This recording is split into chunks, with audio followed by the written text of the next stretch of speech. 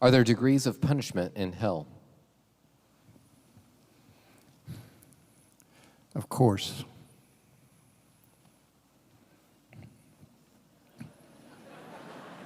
We're going to be able to answer a lot of questions today.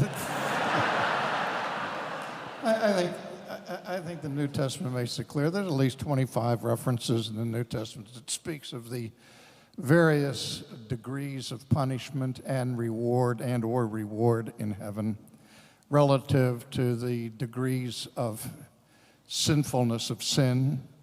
Even though all sin is sin, there's still a clear distinction in the New Testament between those sins that are covered, the multitude of sins that love covers, that the Roman Catholic distinction between mortal and venial is not something that we would hold, but it's a distinction that we would agree with in part, that at least there is a difference between less and greater sins.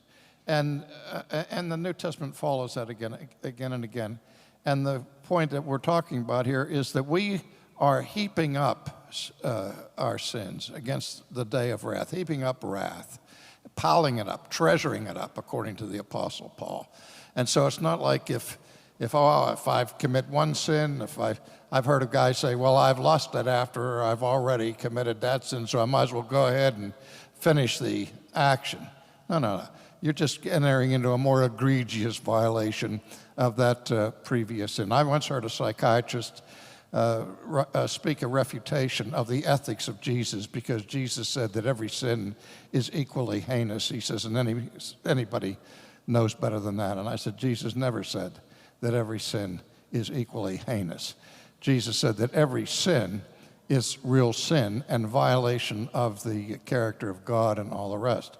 But even when he says in his explanation of the Sermon on the Mount that if you lust after a woman in your heart, he doesn't say that's as bad as actually committing adultery. But what he is pointing out is that even if you've refrained from the actual act, does not mean that you have been totally obedient to the commandment.